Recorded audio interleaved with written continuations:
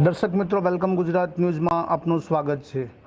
પ્રાપ્ત માહિતી અનુસાર સહજાનંદ બેંક તેમજ સહજાનંદ પેટ્રોલ પંપના ચેરમેન તેમજ એક્સ કરજણ તાલુકા બીજેપી પ્રમુખ, પ્રખર બીજેપી કાર્યકર એવા કૌશિક પટેલે પોતાના ઘરે આજ રોજ નવરાત્રિના શુભ દિવસ નિમિત્તે ચંડીપાઠ કર્યો તેમજ હવન કરી માતાજીની પૂજા અર્ચના કરી અને ધન્યતા અનુભવી। Bureau report, Manoj Solanki.